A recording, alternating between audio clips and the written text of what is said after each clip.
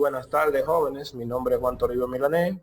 Estoy en la asignatura de Física Cuántica para los estudiantes de la maestría de Física de la Universidad Autónoma de Santo Domingo, UAS.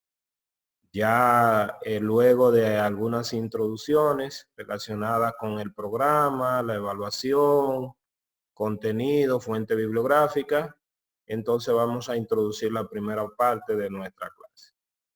Muchísimas gracias. Bien, entonces, como ustedes pueden ver aquí, nosotros vamos a trabajar la parte un poquito hoy en la introducción de algunos de los postulados de la mecánica cuántica. Correo electrónico, una imagen aquí de motivación, donde se encuentran algunas personas, algunos personajes conocidos y muy conocidos, por cierto.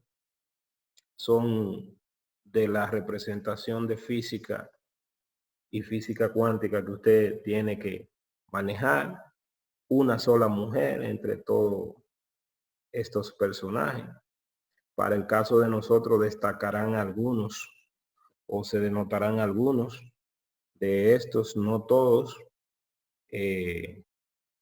Y esto fue en el marco del quinto congreso en 1927. Creo que como 20 de ellos obtuvieron premio Nobel. Y aquí hay un desglose un poquito que ustedes se van a leer luego, destacando la parte importante de qué es este congreso, cómo está relacionado con la mecánica cuántica y cuáles aportes, vamos a decir, todavía nosotros venimos estudiando que se derivan de lo mismo, del mismo congreso. Destacan algunos personajes, ya dijimos que ahí tenemos a Marie Curie, que obtuvo premio Nobel en dos áreas del saber. El señorito Niels Bohr, quien de alguna manera, trabajando no cuánticamente, trabajó con vamos a decirlo, las órbitas, pero que nosotros en cuántica no tendremos órbita porque las órbitas los orbitales tienen un sentido muy diferente a lo que tenían los orbitales en el sentido de Bohr. Pero que en los primeros cálculos se obtuvo los mismos resultados que Bohr había tenido en términos clásicos. Esto también nos da a nosotros también una idea de la ubicación histórica en el momento, o sea, cómo la cuántica, que es relativamente joven, ya está aportando muchísimo. 1927, nosotros teníamos ese equipo de personas, pero en el 1919 se estaba desarrollando un poco la física estadística, la parte de la estadística, los operadores para estudiar fenómenos físicos. Y incluso Dirac, que también está ahí, aportó elementos matemáticos a lo que luego en el 1933 sería la teoría de distribución matemáticamente, pero que ya Dirac lo utilizaba en términos físicos. Sin estar formalizada la función, por ejemplo, de Dirac, que fue una de las primeras distribuciones que apareció, funciones generalizadas, sin estar formalizada en términos matemáticos, pero que él lo utilizaba. Aquí yo le saqué la imagen y le saqué los números, y entonces también ustedes lo tienen numerado y lo tienen por persona. Para nosotros destacan, ya les decía, principalmente lo que están en rojo. Max Planck. Nosotros trabajaremos mucho aquí con la constante de Planck, Paul Dirac, ya le dije, Erwin Schrödinger, Broglie, la formulación de la dualidad de la onda onda partícula para el caso de la luz, Max Born y el principio de Heisenberg principalmente, y Niels Bohr también. Entonces, aquí he destacado algunos de los que nosotros, usted dirá que bueno, ¿por qué no está Albert Einstein? Pero nosotros en la forma, en el enfoque cuántico que nosotros tendremos, no tendremos mucho la teoría de la relatividad en el enfoque que daremos, pero también sí, en otro enfoque debería estar.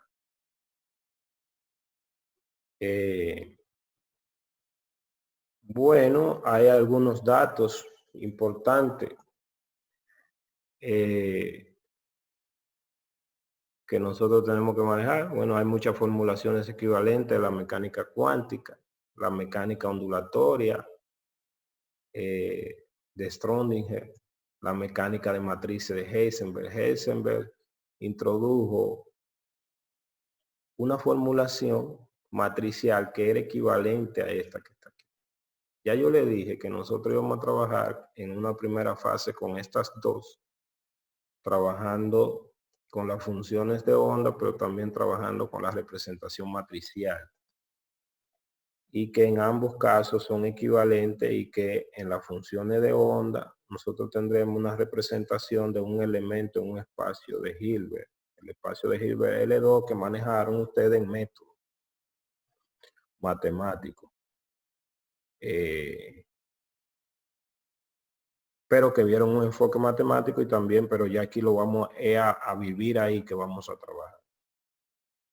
Dirac desarrolló un formalismo general para la teoría cuántica que incluye la mecánica ondulatoria y la mecánica de matrices, como ya le dije, entre otras formulaciones como caso especial.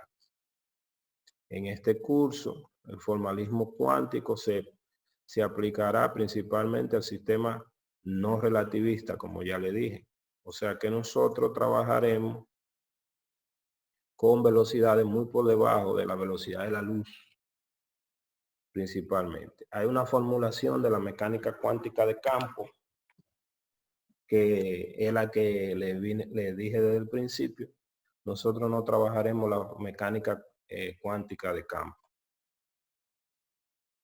Hay unos prerequisitos matemáticos para trabajar con lo que vamos a hacer. Y para la formulación de la mecánica cuántica, para resolver ecuaciones, se necesitan manejar algunos elementos de física matemática y de método que ya ustedes conocen, como la técnica necesaria. Por ejemplo, tienen que manejar los espacios de Hilbert, que es un espacio de Hilbert. Yo le pasé ya el material que ustedes usaron sobre eso en una parte del material, ustedes lo tienen en método, la última parte.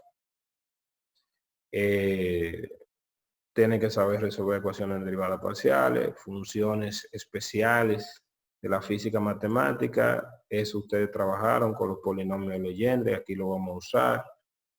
Los armonios esféricos van a surgir de manera natural cuando se resuelvan las funciones de Bessel.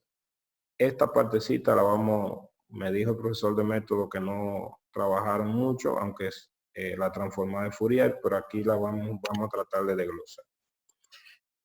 No trabajaron funciones de Green. Yo le pasé un libro de ecuaciones básicas de Green, que lo tienen ahí. Perdón que lo interrumpa. Dígame.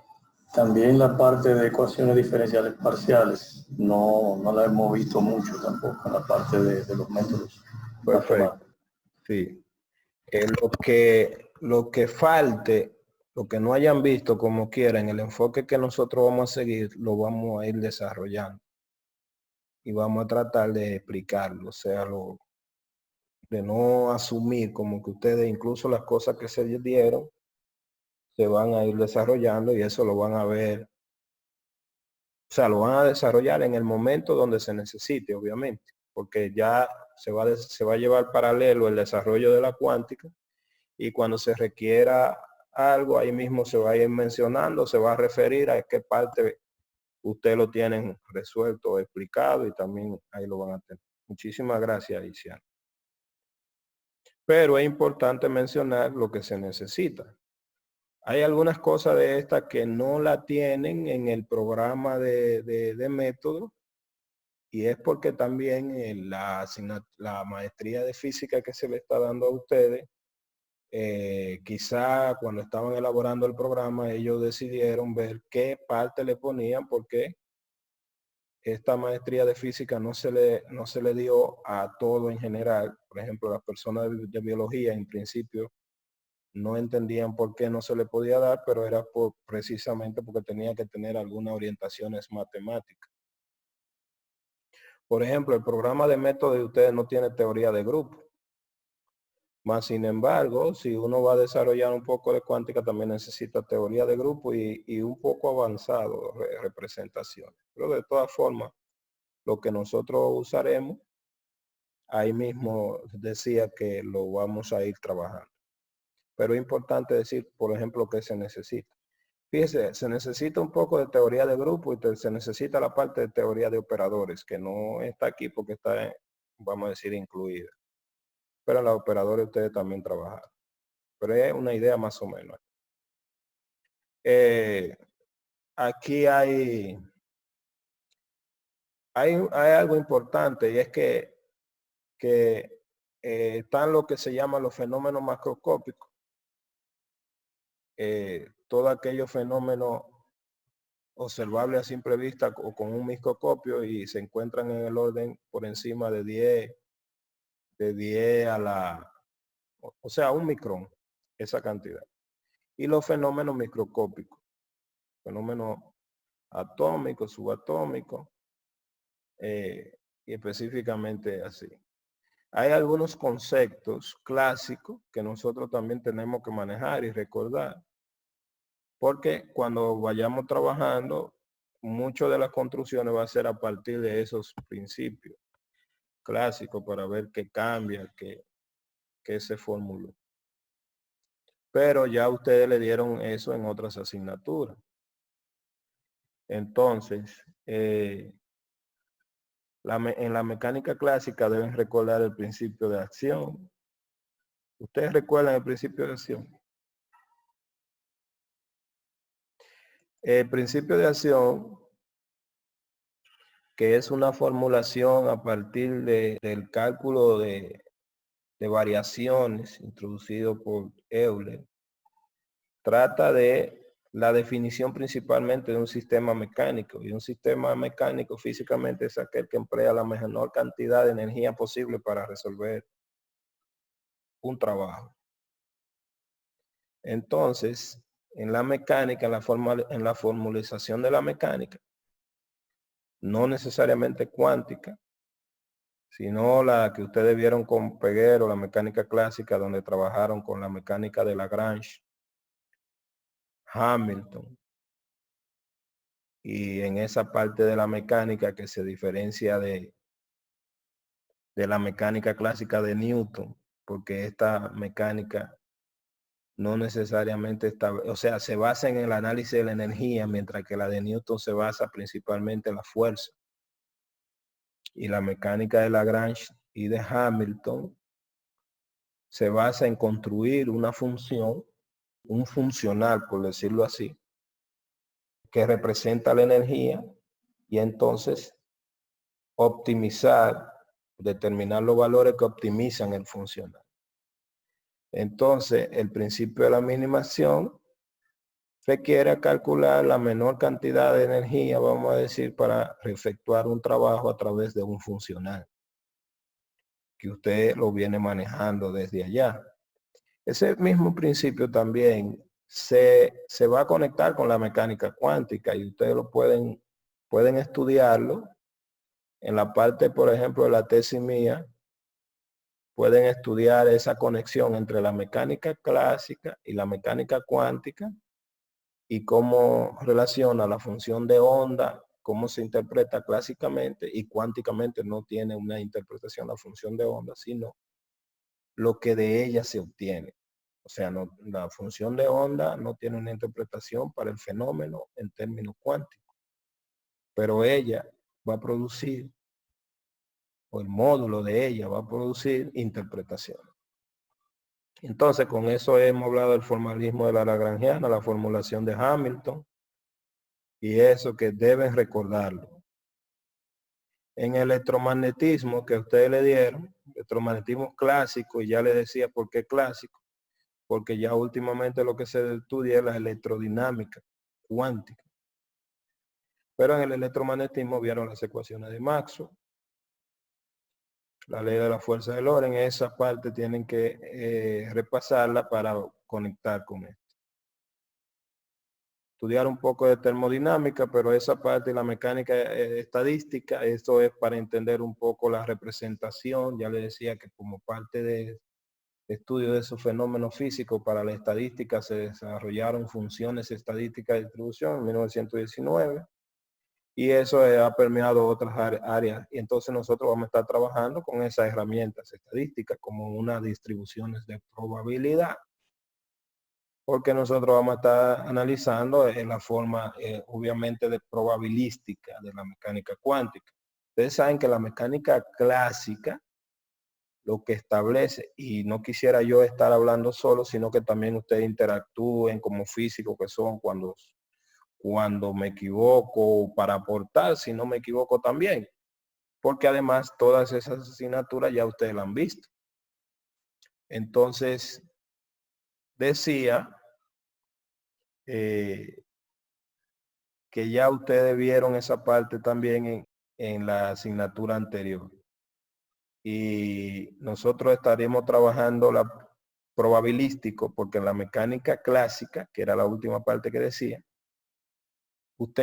eso es uno de los principios fundamentales, que en un sistema clásico mecánico usted puede determinar la configuración de cualquier sistema en cualquier instante de tiempo futuro, conociendo la configuración en un tiempo actual. Y todos los elementos quedarían determinados.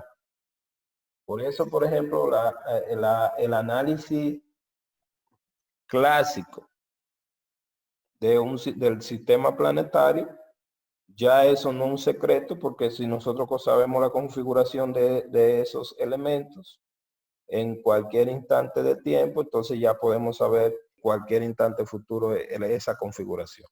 No así en la cuántica. En la cuántica no tenemos esas precisiones, y por eso lo que hacemos es un estudio estadístico de probabilístico de las diferentes cantidades físicas u observables representadas por algunos valores esperados de algunos operadores en términos de las funciones, por ejemplo, de onda. Profesor, Dígalo. me pareció escuchar que usted decía ahorita de una relación entre la mecánica cuántica y la mecánica clásica. Como usted es estudioso en el ámbito de la cuántica, y sé que también ha visto y ha revisado la parte de la clásica, hay una pregunta que surge, es ¿qué elementos usted ha encontrado de relacionen un área y la otra? Bien, mire, prácticamente todo lo que yo he dicho es exactamente cómo se conecta.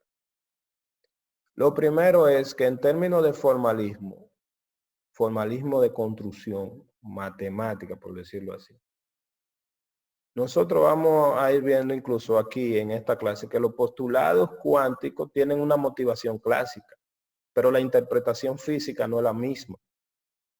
O sea, cuando ustedes vieron en método matemático como ejemplo el oscilador armónico, vieron el oscilador armónico con el enfoque clásico de que ustedes calcularon la función de posición de resorte en cualquier instante de tiempo, conociendo una posición inicial, y para el resorte eso indicaba, cuando usted obtenía la función de onda, usted tenía una función que le daba la posición de la masa en cualquier instante de tiempo futuro. Le daba la velocidad, le daba la aceleración, le daba todo eso. Ahora, cuando se estudió con los operadores cuánticamente, la función de onda que se obtuvo no tenía una interpretación para eso, pero igual era una función de onda. Entonces, incluso en los años 1919, 20 y pico, y todavía existe esa idea, aunque se ha abandonado.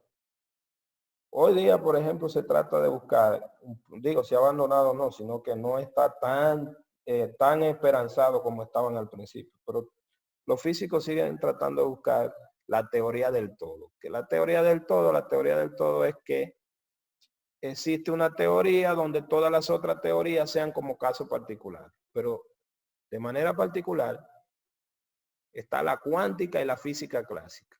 Para ciertos fenómenos hay una correspondencia entre un fenómeno clásico y un fenómeno cuántico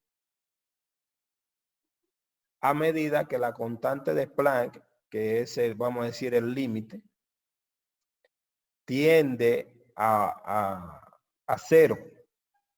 Pero no todos los fenómenos tienen una correspondencia. O sea, hay fenómenos que no son uno a uno. Yo le invito a leer un poquito sobre la teoría de la correspondencia entre la mecánica clásica y la mecánica cuántica. Y a cada que intentaba reducir, así como usted tiene la teoría de la relatividad, y que la teoría de la relatividad para la velocidad de la luz, cuando la velocidad de la luz va disminuyendo, hay una correspondencia entre los fenómenos no relativistas y los fenómenos relativistas.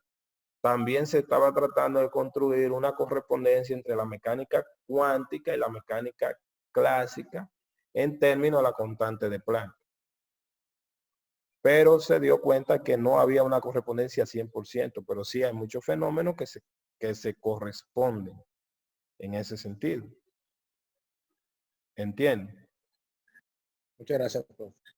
Muy bien. También pueden consultar el libro de Landau en las primeras 15 páginas para ver también en el caso cuántico cómo se va creando el formalismo cuántico.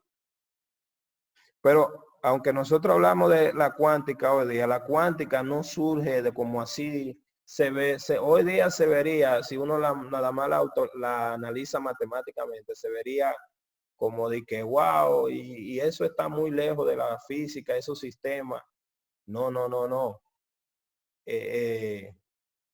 Yo diría que otra construcción, de la misma manera que cuando Newton empieza a trabajar con la fuerza, la aceleración y construye su mecánica en base a eso, de la misma manera que Hamilton y Lagrange entonces cambian la forma de estudiar esos sistemas y pasarlo a estudiar en otro espacio de configuración, analizando esa función lagrangiana. De esa misma manera, yo podría decir que la cuántica es otra evolución, otro enfoque, que se analiza en términos de otras construcciones, pero siempre van a tener analogía.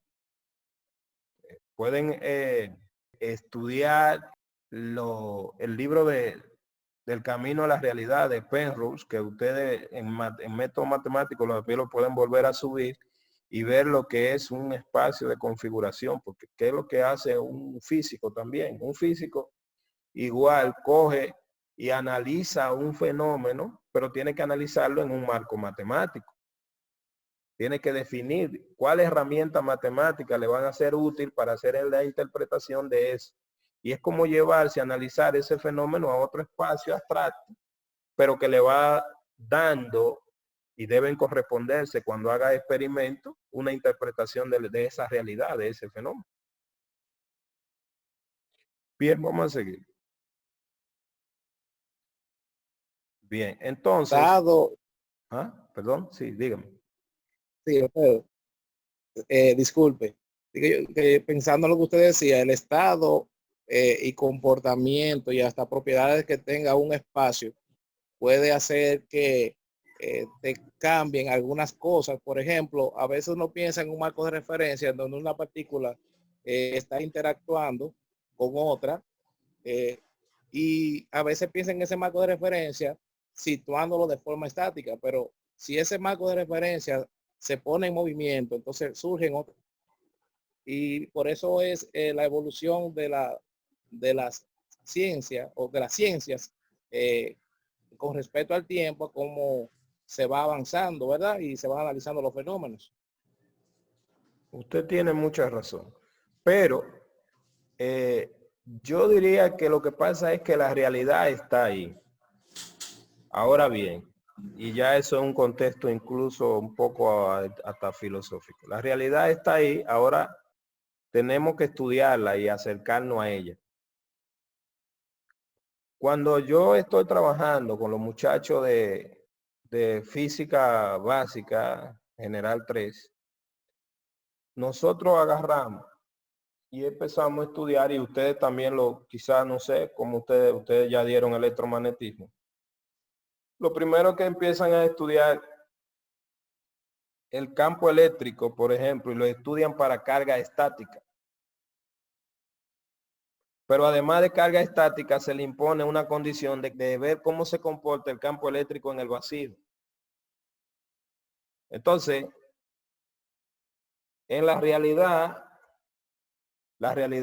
entre comillas, y la palabra realidad es un poco complicada, pero la realidad nuestra no es necesariamente que nosotros estamos en el vacío, que nosotros necesitamos, pero luego va cambiando esa herramienta, vamos a decir, ese enfoque, ese análisis hecho por Maxwell para crear esas ecuaciones.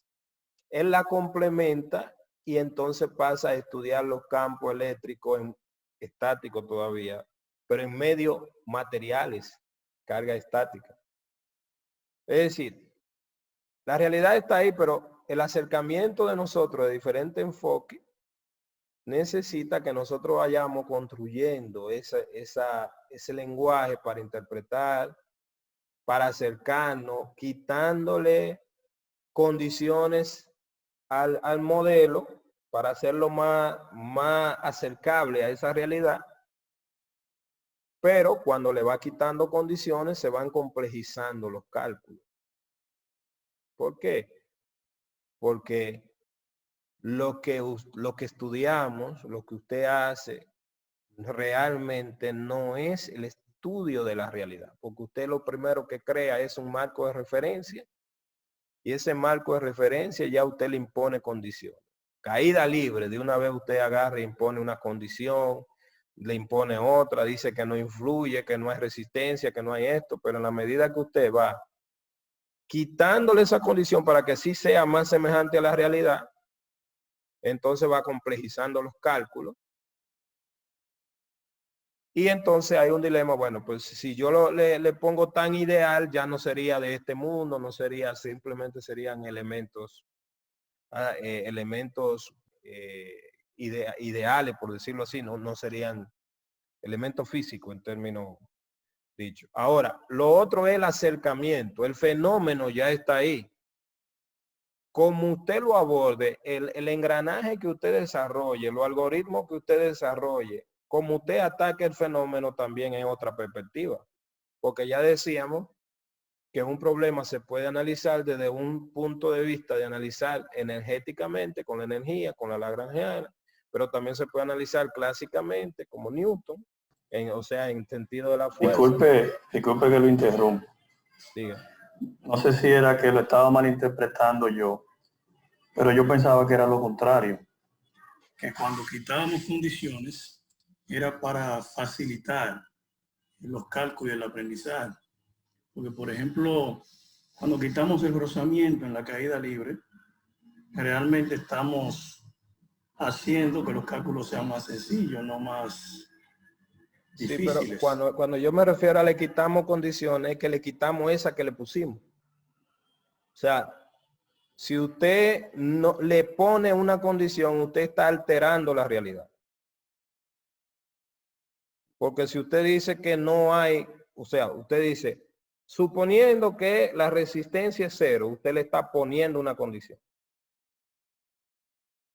Pero en la realidad, en el medio, no es siempre así, que la resistencia es cero. O sea, que usted se está limitando de los casos de todo el entorno, no a todos, sino a donde se ajuste al modelo que usted está creando.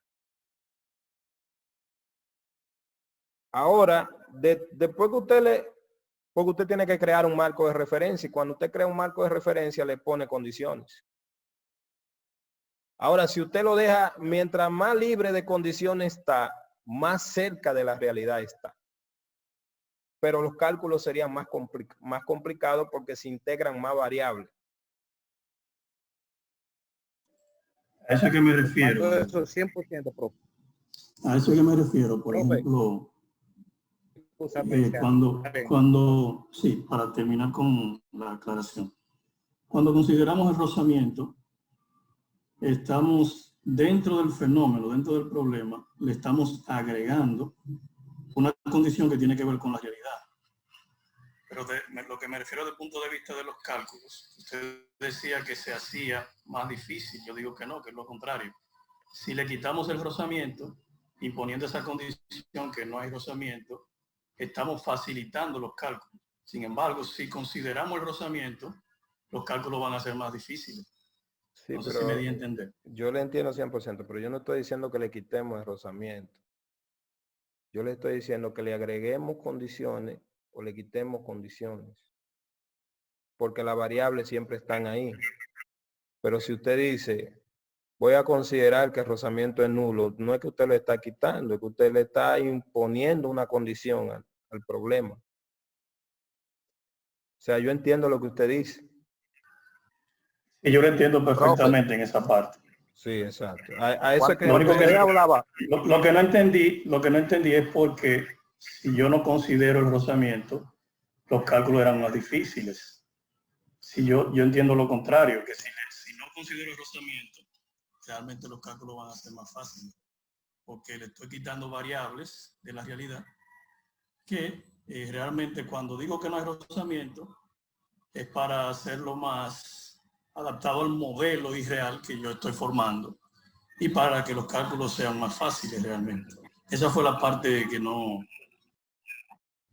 Es que usted no lo está desconsiderando, porque el hecho que usted diga que es cero no significa que lo está desconsiderando. Usted le está poniendo una condición. Las variables siempre están ahí. Usted le crea condición al modelo y dice, este modelo es útil bajo estas condiciones. Y la variable usted no puede ignorarla porque están ahí. Lo que usted le agregue una condición, dice, supongamos que la constante de resorte es constante, por decirlo así. Pero usted le está considerando, pero le está considerando una condición al sistema. Ahora, bien, vamos a seguir. Entonces decía, el fenómeno está ahí. El fenómeno tiene su propio comportamiento. Lo que nosotros creamos un modelo, una configuración para acercarnos al fenómeno. Cuando nosotros ponemos condiciones, en realidad nosotros no estamos analizando el fenómeno tal cual, porque estamos restringiendo el fenómeno. Por decirlo así, si nosotros vamos a analizar la posición de una partícula, la partícula se está comportando, tiene su comportamiento, está ahí. Nosotros lo que vamos a tratar de analizar el fenómeno con el objetivo principal de predecir el comportamiento principalmente en cualquier instante. O sea, lo que hace la ciencia es predecir explicando, no con brujería. Es decir, yo tengo que poder, a partir de ciertos principios que me dan, de cierta configuración, de cierto análisis, construcción teórica del ser humano, poder analizar lo que va a pasar con el modelo. Entonces, cuando yo le pongo condiciones, yo no se la pongo la condición al fenómeno, yo se la estoy poniendo al modelo que estoy creando.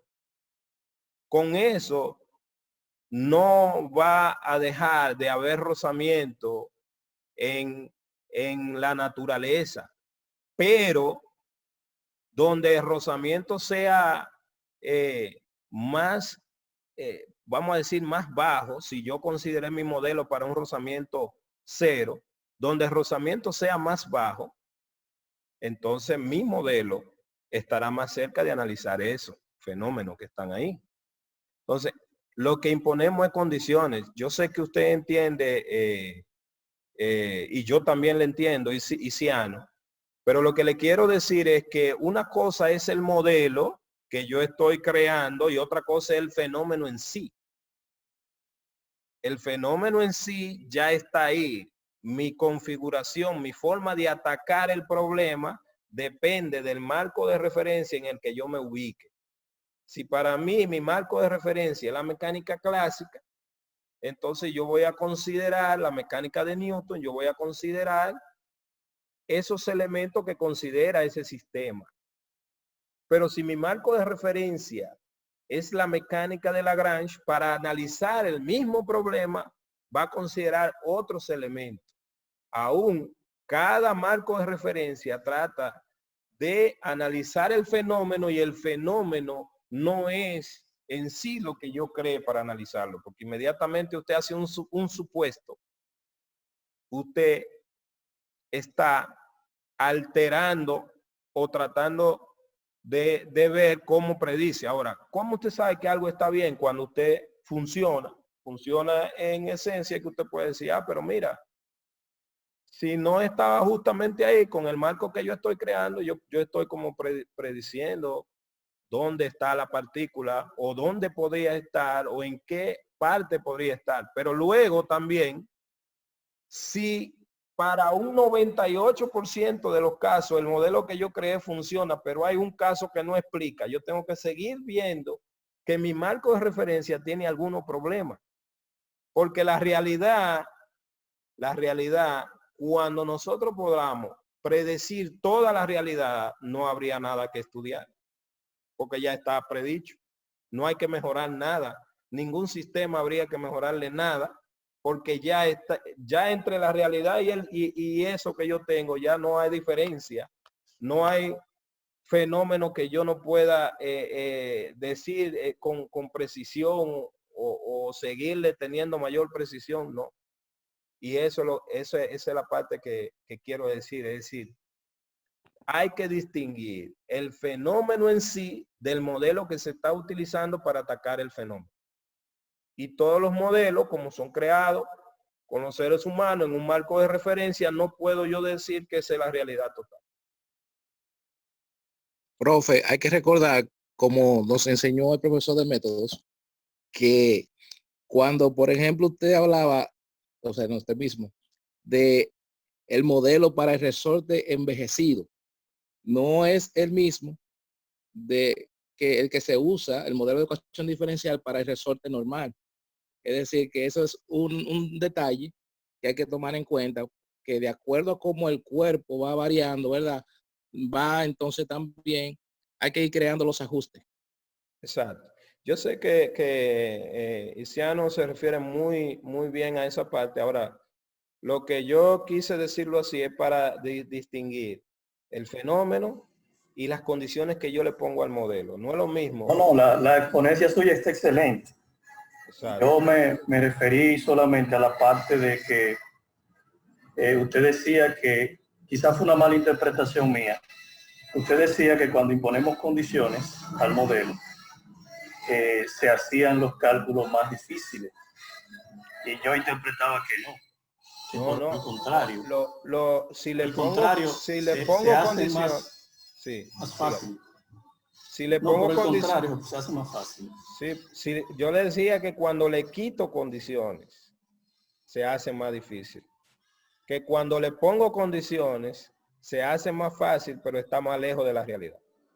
Y fue un asunto de interpretación en cuanto a quitar y poner, que yo lo veía desde el punto de vista que cuando quitamos condiciones, yo lo veía desde el punto de vista contrario, como usted lo veía, es un asunto de interpretación. Exacto. Pero la idea básica, explicándola como se le expliqué, cuando le digo poner condiciones, cuando usted dice que fija una resistencia, usted está imponiendo una condición de fijamiento, porque las condiciones, los problemas que se estudian son condiciones o de tiempo o de frontera, para ponerlo matemáticamente.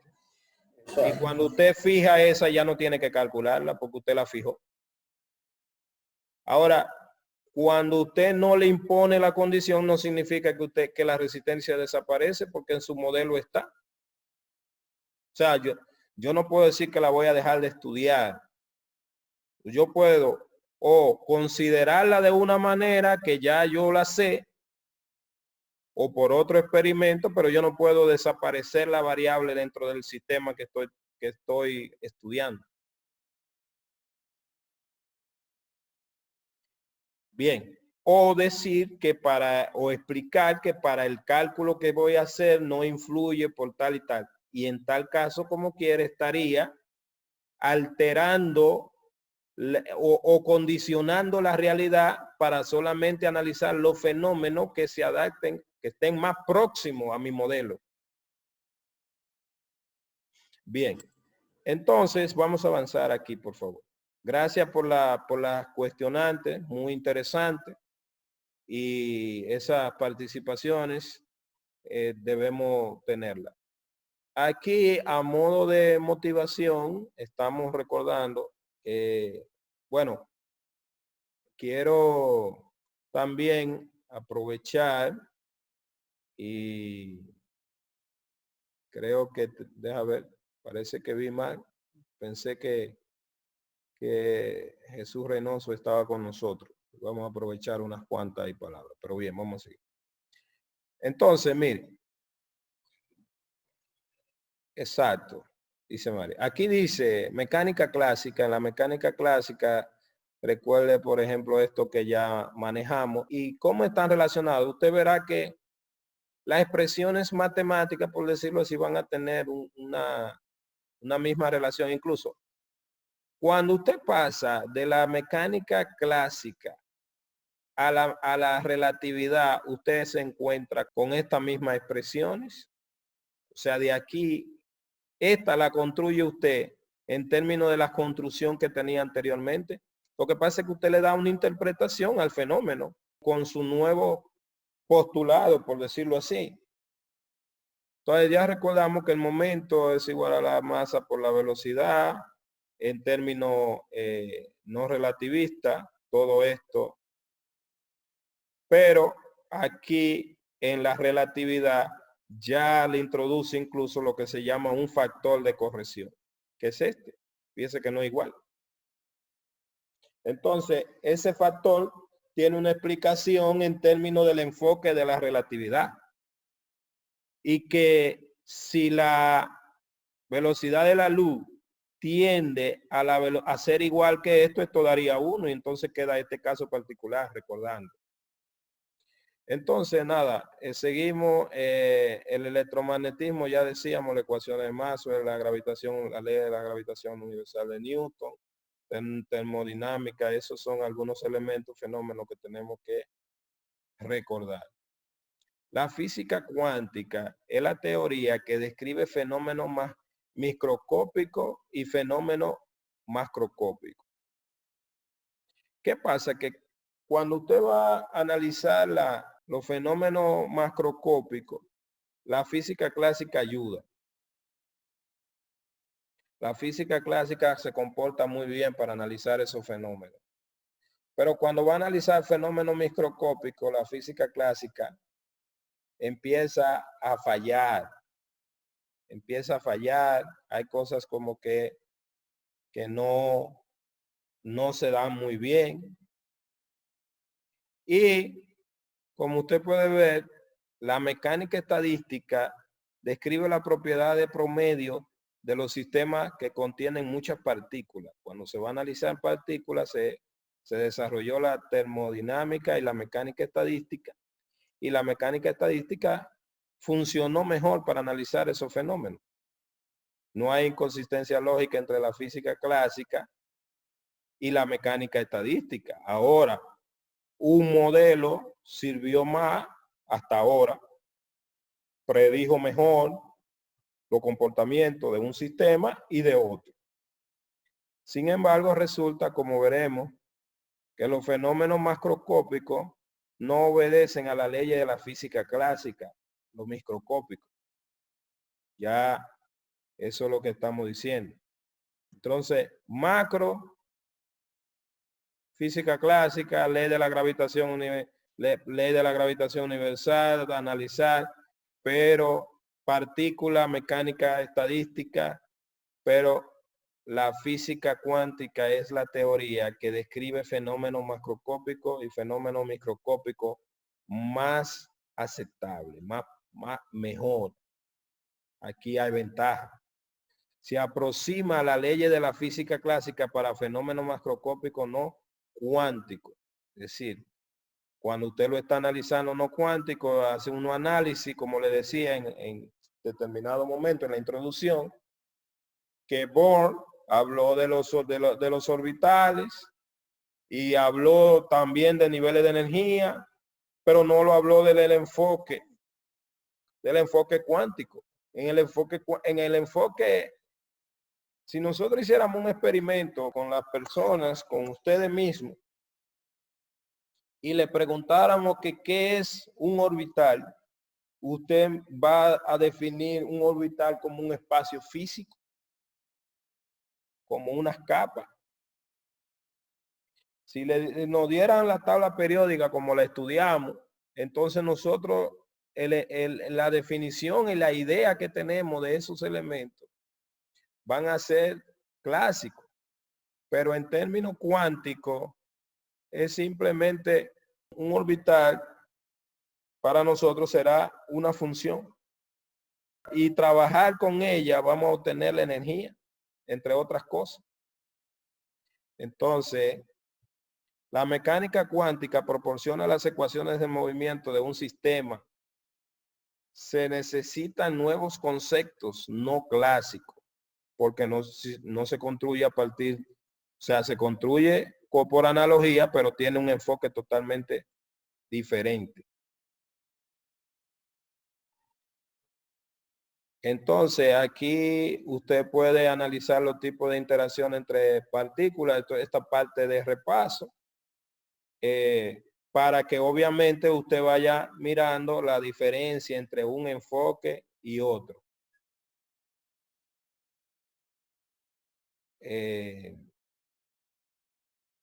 La mecánica estadística cuántica también existe, se aproxima a la mecánica estadística clásica a temperatura suficientemente alta. Es decir, yo le dije en algún momento que a principios del siglo se estaba buscando la teoría del todo y en esa teoría del todo lo que se trataba simplemente también es eso, de ver cómo una teoría, usted podía bajo ciertas condiciones como encajar un fenómeno, una teoría dentro de otra, pero eso no ha tenido fruto. Últimamente yo no creo que tampoco lo va a tener totalmente porque estamos tratando de comparar los modelos. El fenómeno es el mismo, pero si yo me acerco desde un modelo diferente, aunque haya correspondencia entre una cosa y otra, no la va a ver totalmente. Seguimos como a modo de motivación. El principio fundamental de la mecánica cuántica. Para introducir este principio consideramos el decaimiento alfa observado experimentalmente en cierto núcleo y describimos de manera, vamos a decir, informal el átomo. Esos son datos que usted maneja o que son datos particulares. Aquí dice radio de volumen de ocupación por electrón en órbita. Radio del volumen, esos son datos numéricos que usted, y además también tenemos los siguientes datos, definiciones, la carga eléctrica, ya eso se maneja. Aquí puede consultar un poquito más sobre esta unidad para la carga eléctrica, esta, en términos del Franklin, en términos exacto. La carga del protón, la carga, eso ya datos, números, eso simplemente está ahí para recordar.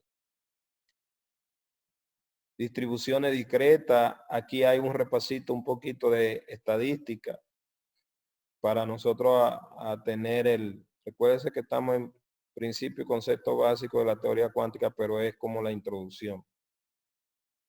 Si nosotros tenemos una variable que toma ciertos valores discretos, no continuos, en un determinado universo, suponga que se realiza n mediciones de la variable, sea n sub i, de medida de las que se obtiene el resultado u sub i. Es decir, usted hace n mediciones y esta que está aquí es una medida en la que se obtiene esta medición u sub i.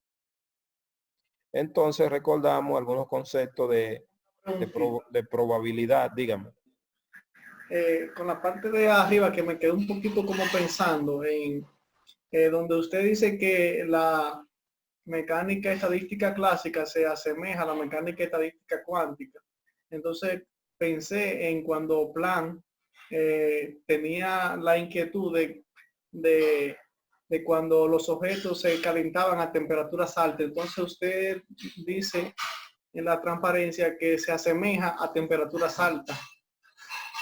La estadística clásica a la estadística cuántica. Entonces me quedé un chin pensando ahí. Que cuando usted tiene un fenómeno de partícula, vamos a decir un sistema con partículas, y usted le aumenta la temperatura, el análisis, el comportamiento de ese sistema en términos clásicos ya va teniendo una semejanza con el sistema en términos cuánticos. O sea, los dos enfoques. Es lo mismo que le dije ahorita de la luz, la velocidad, la mecánica clásica de Newton, por decirlo así, y la mecánica de la teoría de la relatividad, que cuando la velocidad de la luz va disminuyendo, o sea, cuando el objeto va acercándose con la velocidad, o sea, cuando los objetos van disminuyendo la velocidad, el mundo relativista se va pareciendo al mundo del objeto grande que se mueven de manera normal, porque es como si usted diría, vamos a suponer que nosotros podemos acelerar la Tierra a la velocidad de la luz. O después vamos a devolver la Tierra, irle quitando velocidad. Y es como entre una teoría, un enfoque y la otra. Entonces, cuando usted le mete la velocidad de la luz a la Tierra, la mecánica de Newton no sirve. Porque ya no predice muchas cosas. Pero a medida que le baja la Tierra y le va bajando la velocidad, entonces va atendiendo. Eso es lo que le está diciendo. O sea, el fenómeno es lo que nosotros perseguimos analizar y estamos hablando. ¿Por qué la necesidad de crear otra teoría? Porque si la teoría que tenemos predice todos los fenómenos, no tenemos la necesidad. Exacto, me gustaría hacer un aporte en esa parte también. Yo creo que Stanley, lo que tú dices sobre las partículas, por ejemplo, recuerda cuando estudiábamos la entropía con los gases.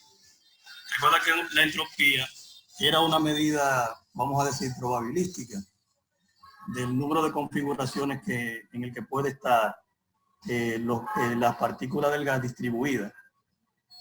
Pero recuerda que la entropía, al calentar el gas, a ser probabilística, aumentaba, porque la energía cinética de las partículas del gas aumenta. Por lo tanto, se hace más probable el estado que nosotros calculamos mediante la entropía al calentarse. Y al hacerse más probable, entonces el estado se haría más predictivo. Y al hacerse más predictivo, entonces ahí ocurre lo que dice el maestro, que habría ya más similitud entre lo clásico y en este caso, lo estadístico puro aplicado a los gases. Claro. Mire, exacto, excelente, Isiano. Hay un enfoque, lo que pasa es que no quiero repasar todo, pero bien. Hay un enfoque determinista y hay un enfoque probabilístico. Y así empezamos en la parte de la mecánica clásica. Si usted conoce las posiciones, por decirlo así, de la partícula, usted no necesita usar probabilidad, porque ¿para qué tener probabilidad cuando ya usted la conoce? Exacto. Ahora bien, cuando usted va a analizar cierto fenómeno y se da cuenta que empleando ese sistema no puede predecirla, porque hay experimentos que lo contradicen, que está ahí, que estaría ahí, entonces ya se hace necesario otro enfoque. Ahora, surge la pregunta, ¿bajo qué condiciones ese otro enfoque que va a corregir esos fenómenos se asemeja al análisis, al acercamiento anterior? Y puse, por ejemplo, Bohr estudiando clásicamente y después cuánticamente. Cuando se estudió cuánticamente, en términos de probabilidad, no determinista, para el átomo de hidrógeno, la probabilidad estaba más cerca de donde mismo decía Bohr. Donde mismo decía Bohr que debía estar en términos probabilísticos. Porque un análisis en términos de probabilidad y otro en términos de determinista. O sea, determinista es que usted dice, bueno, usted conoce todas las condiciones del sistema, conoce todo a partir de cualquier tiempo futuro, pero si usted hay cosas donde eso falló, donde usted no puede tener los elementos del sistema, lo decía también Isiano en términos de un sistema de partículas para determinar determinada observable sobre ese sistema. Analizándolo con un enfoque sin cuántica, hay elementos que usted no puede determinarlo. O sea, la probabilidad es una necesidad. Incluso usted puede estudiar, hablando de que estaban en metodología de la investigación, los paradigmas, y uno de los problemas que tenía Einstein era que no creía en principio en la probabilidad. Aquí, vamos a volver aquí arriba al principio para conectar, pero ustedes lo pueden leer también. Creo que hay una parte ahí de una anécdota, de una discusión que se generó entre Albert Einstein y aquí dice la conferencia más famosa se celebró en 1927. El tema principal fue los electrones y fotones, donde los mejores físicos mundiales discutían sobre la recientemente formulada teoría cuántica. Creo que ahí en alguna parte hay una discusión entre aquí. La anécdota más famosa que ha quedado de esta conferencia fue la protagonizada por Albert Einstein y Niels Bohr cuando discutían acerca del principio de incertidumbre de Heisenberg. Importante que nosotros necesitamos el principio de incertidumbre porque Einstein comentó, usted estudia ese principio de incertidumbre después también para que entienda esta parte, comentó, ¿usted cree en un Dios que juega los dados? O sea, Einstein no creía en la probabilidad. Einstein creía en la forma determinista. A lo que Bohr le contestó a Einstein, deje de decirle a Dios lo que debe hacer con sus dados. Es decir, uno de los problemas y de los enfoques es ese. En el determinismo yo no necesito probabilidad, porque si yo podría determinar todo, no tengo que tener probabilidad. Hubo fenómenos que hubo que atacarlo por ahí y por eso la probabilidad, estudiar esos espacios, desarrollar matemática probabilística para esos espacios, fue lo que empezó a dar mayor desarrollo. Y la cuántica de nosotros no es determinista. O sea, la clásica es determinista, la cuántica no es determinista, la cuántica es probabilística.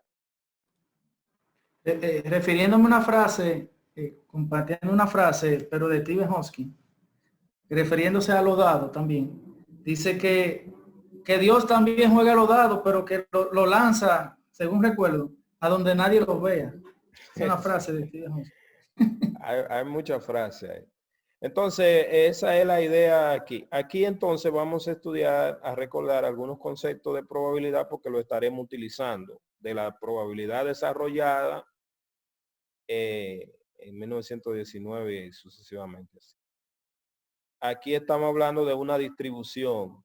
Mire, a partir de ahí se empezaron a desarrollar la teoría de distribución, ya yo le dije ahorita incluso en la introducción. Y las distribuciones, las funciones de densidad jugaron un papel muy importante en la física. Entonces nosotros vamos a ver funciones de densidad en toda el área de la física porque estaremos hablando de distribuciones y de probabilidad para obtener algo. Entonces, en términos de eso, se desarrolla. Incluso cuando usted tiene la distribución de una carga, habla de distribución discreta o de distribución continua. Cuando tiene la distribución, en términos de la distribución, podría decir de manera directa que no pasa así en la realidad, porque usted, si tuviera esa función ya, usted conoce el modelo, define una función de densidad que le va a dar la forma en cómo están distribuidos los elementos, pero esa forma en cómo están distribuidos los elementos se obtiene generalmente de manera experimental. ¿Cómo están distribuidos los elementos? Esa función de distribución. Ahora, densidad ya es la concreción de la distribución. Y luego con la densidad usted puede medir cantidades de esos elementos en términos matemáticos a través de una suma o a través de una integral, que le da la integral de la densidad, le dice cantidad de elementos distribuidos en un determinado espacio. Aquí tenemos una distribución discreta, ya dijimos que estamos hablando, eso se leyó aquí, definición, la probabilidad de observar, la probabilidad de observar cierto valor está dada por esta función. Dice que la probabilidad de que ocurra ese suceso va a ser igual a la medida de ese suceso entre la cantidad total de la observable, de las mediciones en el espacio. Obviamente, en el límite, o sea, cuando n crece infinitamente, esa que está ahí crece infinito, no por ser, o sea, a no ser que la probabilidad sea cero, estas crecen también. O sea, si yo aumento la cantidad de eventos en el espacio, esta que está aquí también, la posibilidad favorable para la medida esta también aumenta. A no ser que sea un fenómeno que no sea posible, y ese no lo vamos a analizar, o sea, ese es trivial. También debemos tener que la probabilidad definida es positiva, la probabilidad de observar que se dé este valor o ese valor cumplen con una suma. La probabilidad de observar algún valor del conjunto de todos los valores posibles está dada por esta suma que está aquí. Y en ese caso, la probabilidad total tiene que ser igual a 1. Eso ya usted lo... Dígame. Una pregunta. ¿Qué significa esa UK y ese símbolo de A invertido? Esto es para todos los elementos del espacio. Esto es todo. Usted está tomando todo. La probabilidad total para todos los elementos tiene que ser 1 porque usted va a tener todos los casos probables. El UK, ¿dónde está UK? Eso es un suceso cualquiera. UK Miley. Míralo aquí. dejemos que una variable tome ciertos valores discretos. Esos son valores discretos cualesquiera que tenemos dentro de un espacio. Suponga que se realizan n mediciones de la variable, sea n sub i de medidas, o sea, esa es una cantidad de medidas en la que se obtuvo ese valor. Qué sé yo, lance el dado y usted lo lanza una cantidad de veces y entonces estas son la cantidad de veces en que obtuvo, pero eso es probabilidad sencilla hasta ahí, de la que usted recuerda, ¿no? ¿Entiende? N. Sí, señor. Sí, entiendo ya. Sí. Entonces, ahora aquí se hizo un análisis discreto. Es decir, pasa en términos de un suceso, pasa 1, 2, 3, pero son cantidades discretas. Ahora, si nosotros pasamos a distribuciones continuas, entonces sea la variable u capaz de tomar cualquier valor, pero ahora dentro de qué? De un intervalo cerrado. De un intervalo. Ahora, eso estamos diciendo que Hay condiciones ahora.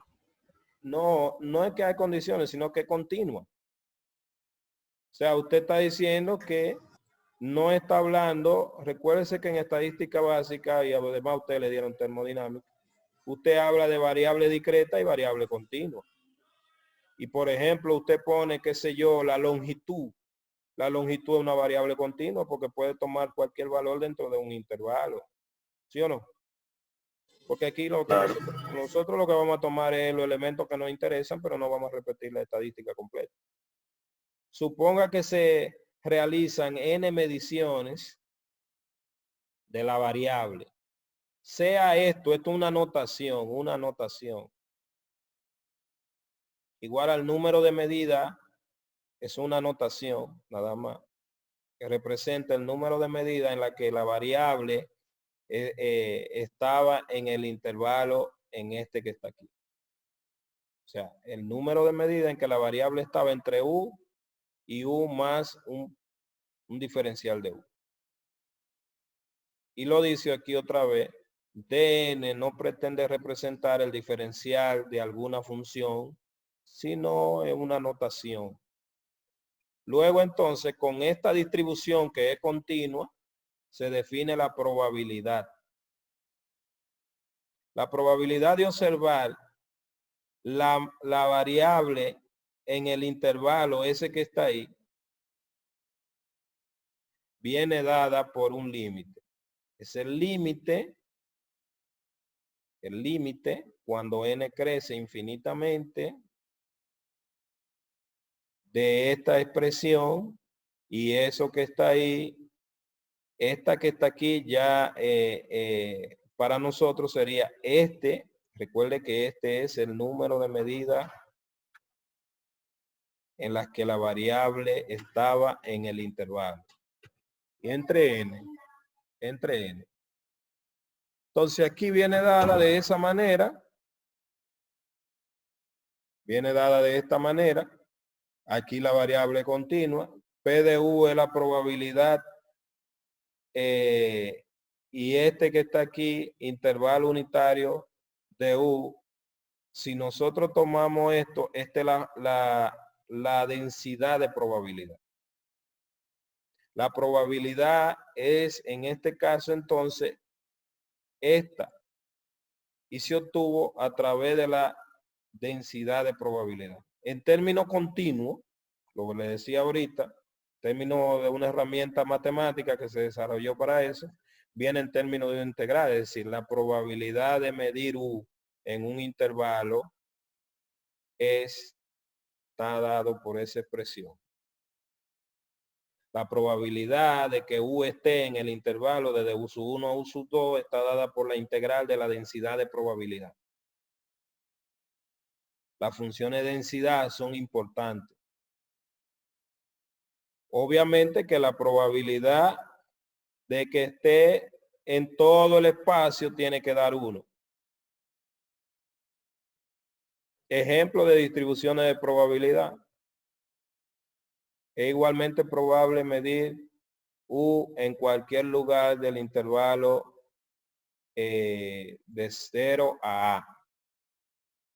Es decir, supongamos que nosotros tenemos que este es el espacio y que tenemos una distribución homogénea, es lo que le está diciendo. Que en cualquier lugar tiene la misma distribución, que pudiera no está mayor concentrado esa medida en una parte específica de aquí, sino que tiene la misma probabilidad. Entonces le está diciendo, por lo tanto, la densidad de probabilidad por esto es constante para cualquier U que pertenezca al intervalo. Y entonces, ¿qué hacemos? Bueno, calculamos la probabilidad. Entonces, obviamente, como la probabilidad en todo el espacio tiene que ser 1, aplicamos eso para encontrar el valor de A. Así que, resolviendo, obtenemos que A es 1 y por ende, entonces, la densidad de probabilidad es igual a 1 sobre A para todo U que pertenezca al espacio. Aquí tenemos, bien, entonces, seguimos.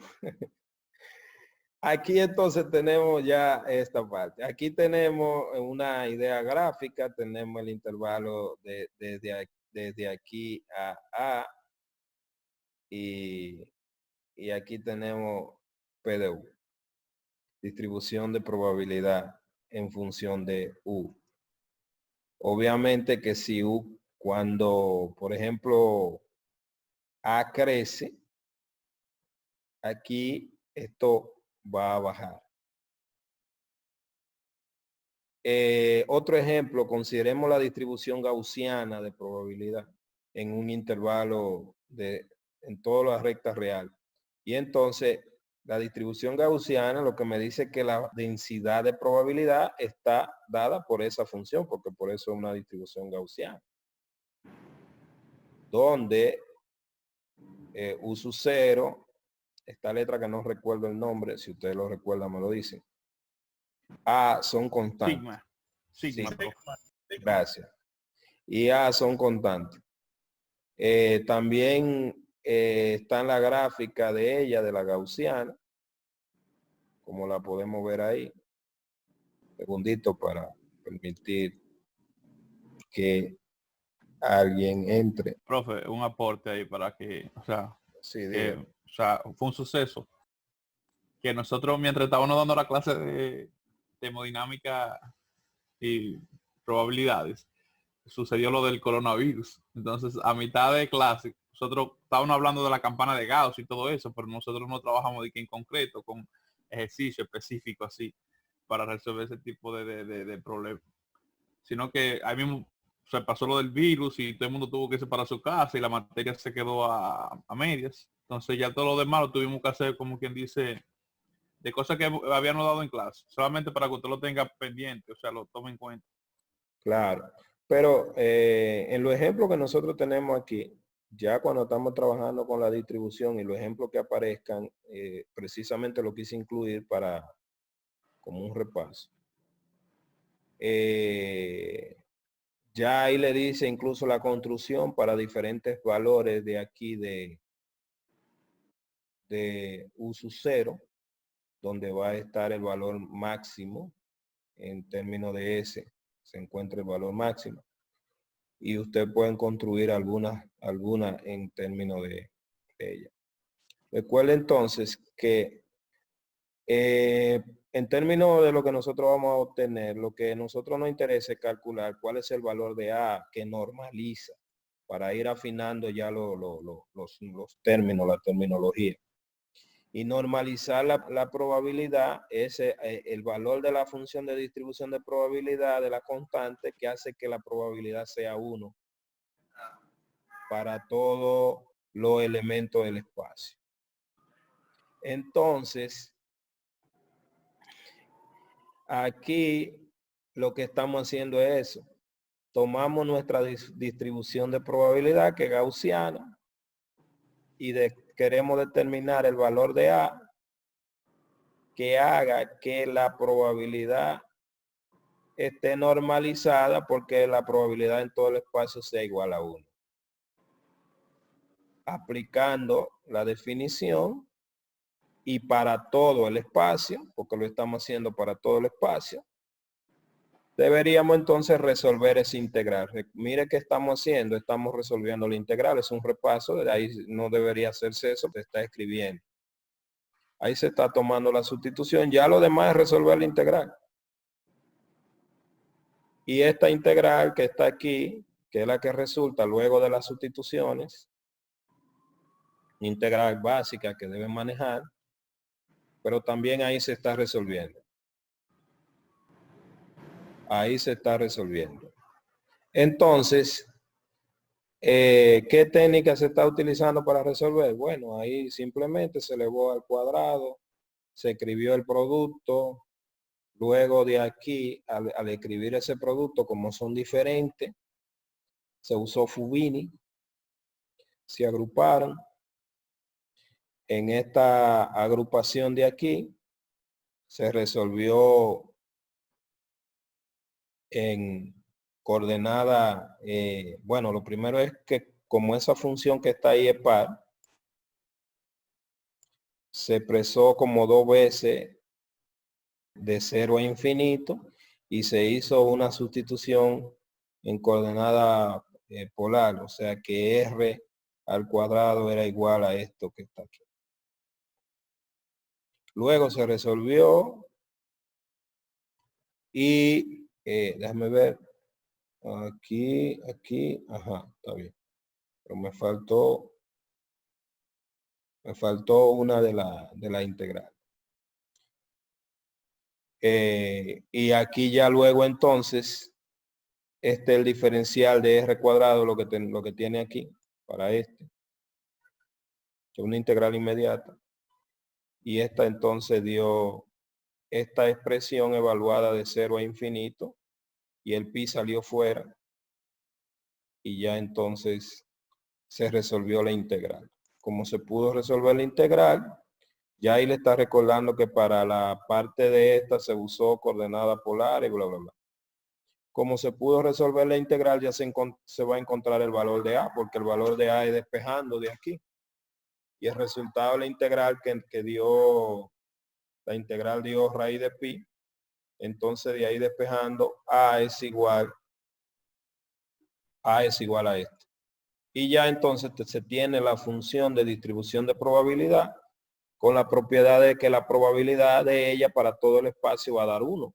Que si ya usted la pone y la integra en todo el espacio, eso tiene que darle 1 porque ya tiene el valor de A. A ese proceso se le llama normalizar. Conjuntamente con eso, entonces se está recordando el concepto de valor medio o valor esperado. El valor promedio o valor esperado de una variable o de un operador discreto o continuo viene dado en términos de la sumatoria o de la integral y viene dado por esa expresión y también lo vieron en métodos matemáticos. Entonces, esa integral me va a dar para todos los valores u. Yo podría poner un conjunto, pero como no hemos definido el conjunto aquí, si dice ahí simplemente para todos los valores u en donde estoy trabajando. Entonces el valor medio del operador. En general, el valor promedio, valor esperado de una función, se calcula de la misma manera. Se calcula de la misma manera, pero, o sea, es igual, míralo aquí. Solamente que cambia el u por la función. Míralo aquí. Los valores medios de U, por supuesto, no todos serán iguales a ese valor. Uno quisiera que una medida del diferencial en los valores observados de U alrededor de un valor medio. Es decir, nosotros lo que estamos diciendo es, cuando calculamos el valor medio, lo que nosotros queremos es saber cuál es más o menos la tendencia promedio de esa medida. Tal medida es la raíz cuadrada de la media. Esa notación usamos aquí para decir la raíz cuadrada de la media. O la desviación estándar, es decir, qué tan lejos nosotros estaríamos, por decirlo así, del valor promedio. Ya aquí nosotros tenemos la expresión de la desviación al cuadrado, podríamos decir que igual a esto, pero aplicando la propiedad. Recuerde que aquí estamos usando esta notación y esta notación ya se dio prácticamente, la notación de Dirac, aunque la vamos a volver a desglosar un poquito más abajo. Entonces, la desviación al cuadrado, desviación media cuadrática, es igual a esto. Y el valor medio ya se especificó aquí arriba. Usted lo puede escribir ya sea en términos de variable discreta o de variable continua. Pero resulta más sintético tenerlo ahí ya. Si la desviación es cero, entonces usted puede venir aquí y puede sustituir para la parte discreta y va a tener esta igualdad. Recuérdese que esto está aquí en términos de la parte discreta. Mírenlo ahí arriba. Lo pueden agarrar y desglosar un poquito. Aquí ejemplo para los casos que ya nosotros teníamos allá arriba, la probabilidad igual en todos los puntos allá arriba. Ya nosotros teníamos la densidad de probabilidad. Entonces, si nosotros calculamos el valor medio en términos de la expresión que ya teníamos arriba, es sustituir la función densidad de probabilidad y tenemos el valor esperado de U, sería igual a sobre 2. Obviamente que A sobre 2 es la media, vamos a decir aquí. U cuadrado, el valor esperado de U cuadrado, y esto lo estamos haciendo porque vamos a construir la desviación. Ya luego, sustituyendo este valor medio aquí al cuadrado y esto aquí, tenemos la desviación. Con la distribución gaussiana tenemos lo mismo. Estamos calculando para tener la desviación. Ahí aparece esta integral. Y para esa integral, mire, aquí se usó ya quién era esta integral. Esta es una integral generalizada de esta, con un lambda aquí. Por ejemplo, si lambda vale 1, entonces tenemos esto rojo aquí. Esa parte de la integral no es de esta materia, es de método, pero como usted la busca en el libro de método y la resuelve. Y si necesita después ayuda, también ustedes mismos se la comparten por el grupo o la preguntan, ¿verdad? Pero ahí le dice cuál es la integral que está resolviendo. Entonces, de manera general, también se puede cumplir. Nosotros hemos explicado esas funciones de distribución y se siguen desarrollando y usted la puede llevar a un espacio tridimensional también o n dimensional. Aquí nosotros vamos a trabajar en 3 dimensiones. Estas distribuciones de probabilidad se pueden generalizar a varias variables. En mecánica cuántica, donde nos centraremos en el sistema de una sola partícula, por ejemplo, queremos encontrar expresiones para la siguiente. ¿Qué nosotros queremos encontrar? Bueno, esto que sería, algunas veces se reduce esto a un vector R, el de posición y el tiempo. Y entonces tendríamos esta expresión así, que es lo mismo el diferencial en cartesiana aquí, o podemos trabajar en otro sistema de cartesiano. Y esto sería la probabilidad de observar una partícula en un espacio, vamos a decir, incrementado en X, en Y y en Z, en un tiempo específico. Estamos escribiendo lo mismo, pero ya llevándolo a R3 y se puede generalizar a N dimensiones. Es decir que, por ejemplo, el momento enésimo, a esta expresión también se le llama momento enésimo de U. De la distribución de probabilidad se define como eso que está ahí. Es el momento enésimo de la distribución de probabilidad. En teoría de momentos se trabaja en esto. En teoría de probabilidad, nosotros por ahora lo único que lo estamos describiendo, lo usamos, lo vamos a usar. Algo muy importante que damos sin demostración aquí, que es que si dos distribuciones de probabilidad tienen los mismos momentos para todos los valores n, entonces son iguales. O sea que los momentos determinan probabilidades, distribuciones únicas. Aquí está el postulado 1 de la formulación ondulatoria que nosotros vamos a trabajar principalmente, y se van a basar en principio en estos postulados en lo siguiente.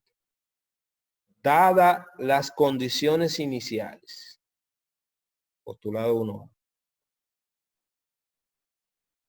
Dadas las condiciones iniciales de un sistema, que yo tenga unas condiciones iniciales. Y las interacciones de las partículas. Las interacciones van a venir dadas a través de una fuerza que actúan sobre ella. Y además, un potencial que la fuerza va a venir de alguna manera. Más que la fuerza, vamos a necesitar el potencial con el que estemos trabajando.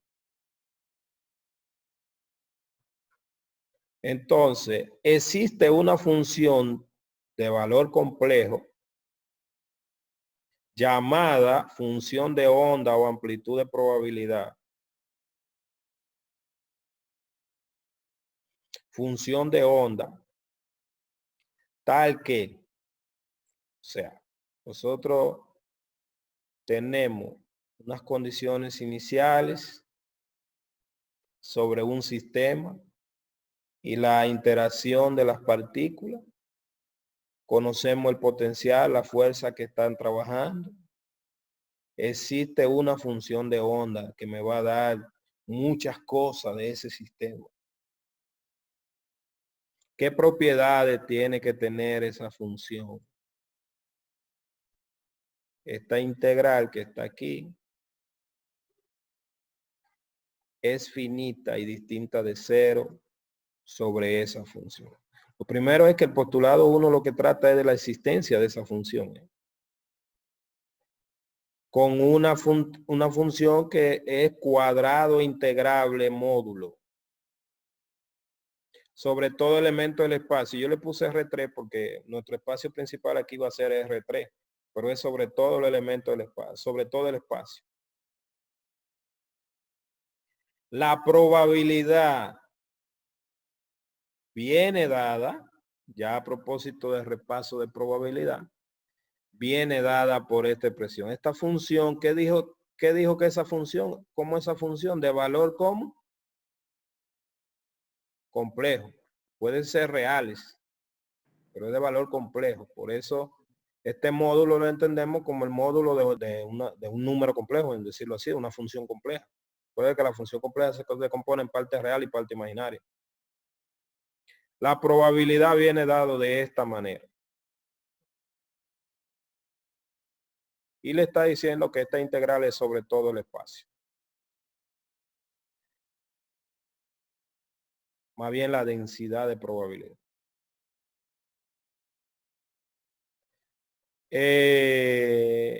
Aclaraciones sobre eso que hemos dicho del postulado.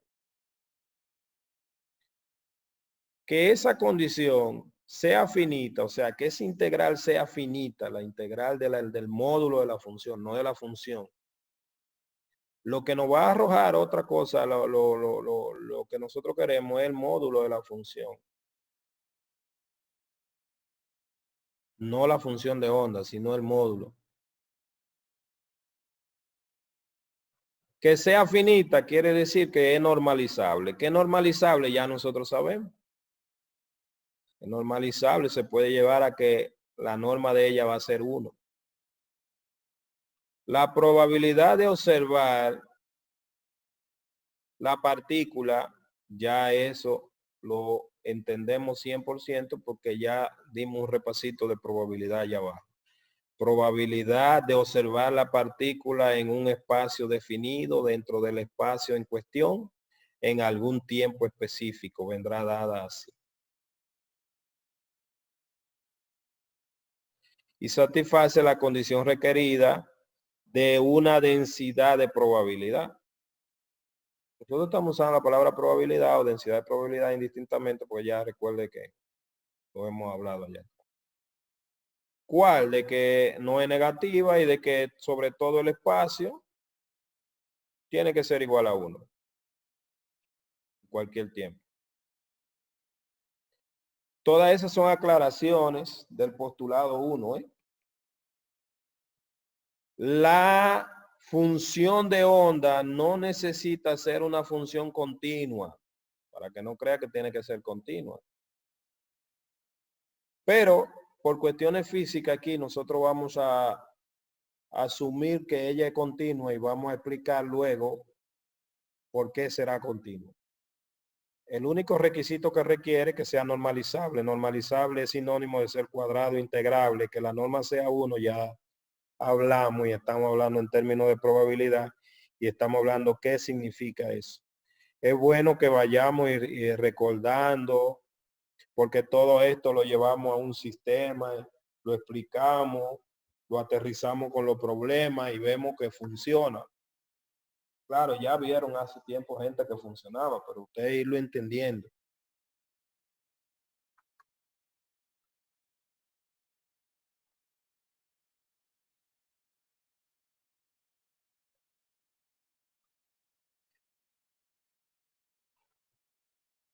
Tiene que ser normalizable, no cualquier función de onda que usted coja es una función de onda que yo quiero para la mecánica cuántica. Para el sistema, esa función, además esa función la vamos a tener de diferente manera. Entonces, aquí, por ejemplo, nosotros tenemos esa señorita que está ahí. Si a mí me preguntaran, ¿puede ser esa una función de onda que es un ejercicio normal que surge al principio? No, yo veo si cumple con las propiedades. Intento normalizarla. Voy y calculo. Y cuando calculo esa integral me da que diverge. Obviamente, que da que diverge, usted lo sabe, porque si esto da 1, esta es la integral de todo el espacio. Por ejemplo, aquí está, esta notación indica que eso es en R3. El diferencial en R3. Entonces da infinito. Entonces no, esa no puede ser.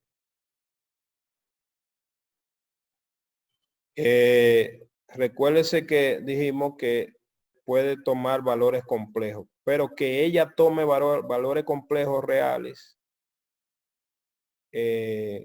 Por ejemplo, aquí nosotros tenemos la función de onda en el tiempo 0. Recuérdese que una cosa es la posición y otra el tiempo.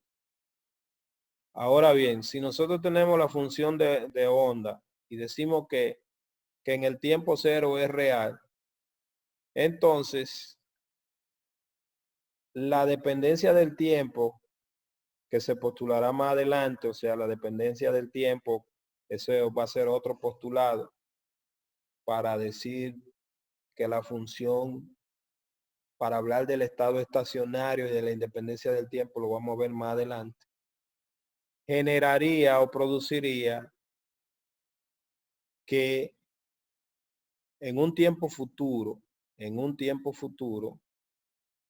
me dé un número complejo.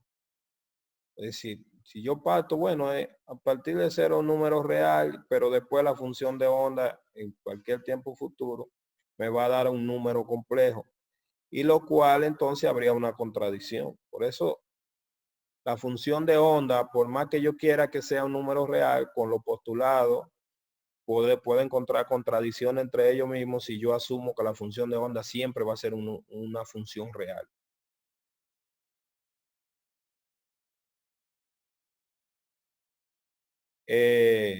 Una notación, y es que, bueno, si yo tengo que esta función es real y esta que está aquí la multiplico por un número complejo, entonces cualquier función multiplicada por un número complejo, por un escalar complejo, o sea, no real, sino cualquier función de onda, compleja o no, que yo multiplique por un número complejo, me va a producir la misma probabilidad. Y eso está hecho aquí rápidamente.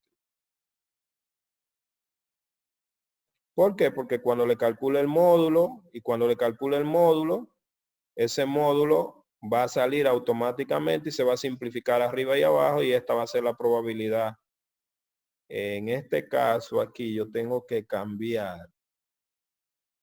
A ver, bueno, ya ahí estaba multiplicada. Si yo entro aquí multiplicando, bueno, pero lo tengo que cambiar para que me quede bien ordenado. Esta que está aquí le voy a quitar la cosita de aquí arriba, porque esta es esta. A ver. O sea, tengo que quitarle esta virgulilla de aquí arriba. La función de onda debe considerarse como una construcción. Esto sí es importante. Y ahí es que algunos físicos clásicos no entran y quieren buscarle significado, quieren ver qué significa ella. No, ella debe considerarse como una construcción de la mente para facilitar la predicción de probabilidades. No tiene sentido, debí poner eso en rojo incluso. No tiene sentido preguntar que si la función de onda existe realmente como una cantidad física, o sea, de que estarle buscando qué significa la función de onda. No, ella no va a significar nada físicamente. La probabilidad es una cantidad medible y la función de onda solo nos ayuda a calcular esa probabilidad. Es análogo a la situación con los campos. Mire que ya estamos usando todo eso. ¿Qué pasa? Mire, los campos, cuando usted trabaja con el campo eléctrico y el campo magnético, en realidad ellos no sirven para nada. Ellos no sirven para nada, pero la fórmula, o sea, son conceptos mentales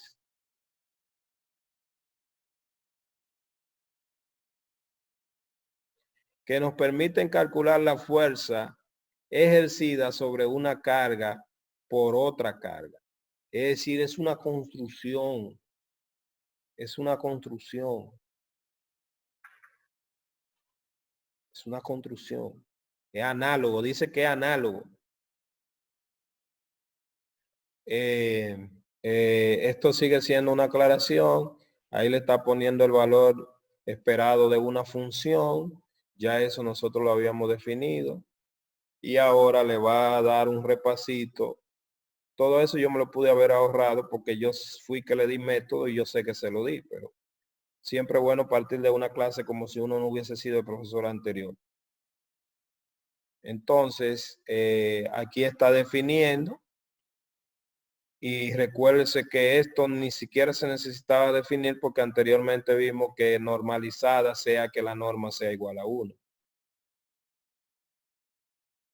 Y entonces se puede normalizar. Vamos a decir, esa es una función normalizable. Se divide ella misma sobre sobre su norma. Eso significa normalizar. Está el concepto de cuadrado integrable y eso relaciona con lo que ya usted vio en método, que cuadrado integrable, que la función pertenece a L2. Así que L2 usted lo conoce muy bien y forma el espacio de Hilbert. Así que nosotros estaríamos desarrollando la mecánica cuántica en un espacio de Hilbert. Aquí lo que está es como demostrando, pero también es un repaso de método, de que la combinación lineal de elementos del espacio son otro elemento del espacio y ser del espacio es ser cuadrado integrable. Ahí le va a recordar la desigualdad bueno, es una desigualdad con números complejos que se utiliza de manera simple para demostrar que es acotada. Ser cuadrado integrable, que sea finita esa integral. Las funciones cuadrado integrable entonces forman un espacio de Hilbert en el cual usted conoce y por eso le subí el otro material como repaso. Es continuación de ese teorema de que la combinación lineal también es cuadrado integrable de 2, pero puede ser de n. Y aquí le está recordando que pertenecen a L2 y que forman un espacio vectorial. Como si usted no lo hubiese visto en método. Esto es más comentario, pero del mismo postulado. Estos comentarios vienen en torno a la que sería la función conjugada de una función y para conectar con la notación de Dirac. La notación de Dirac para dos elementos del espacio, que ya también lo vieron en la clase anterior. Entonces, esta es la notación de Dirac para el producto escalar de dos elementos del espacio. Ustedes lo recuerdan también. Entonces, las propiedades de ese producto escalar, que va a ser hermítico porque cumple con esa propiedad, porque no estamos ya trabajando en ese espacio de manera particular. También se genera una norma, que usted también la conoce, que está normalizado cuando el producto escalar es 1 y que son ortogonales si el producto es 0. Y entonces tenemos también una representación matricial que recordamos, donde esto sería un elemento de la matriz para el sistema. Que esto sería 1, 2. Así se obtiene el elemento de la matriz.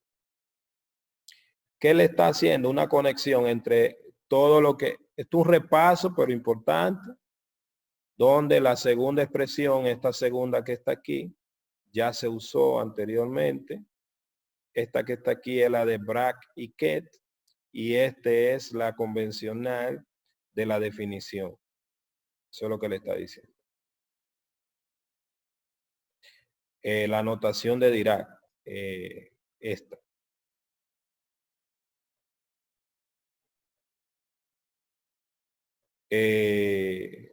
Propiedades que cumple ese producto escalar, como la función de onda ya dijimos que es cuadrado integrales, obviamente eso va a dar, esa es la misma propiedad que vimos para la función de onda, pero ya dada a través de la notación de Dirac, en términos del producto escalar, las mismas formulaciones.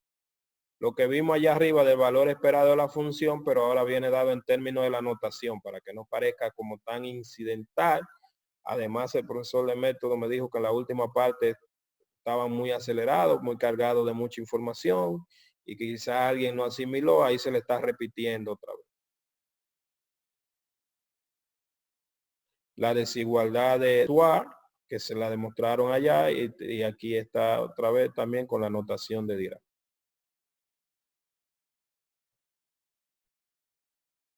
Y los ejemplos. Entonces nosotros, bueno, tenemos aquí esta función y esta función, ahí está calculando la norma de esa función sería igual. Recuérdese que la raíz cuadrada de esto sería la norma. Entonces ahí tiene un ejemplo, por ejemplo, apropiado. Pero ese es el producto escalar. Para resolver esto, también ahí para la última integral le está recordando la función gamma, que fue la que usó para resolver esta integral. Más producto escalar.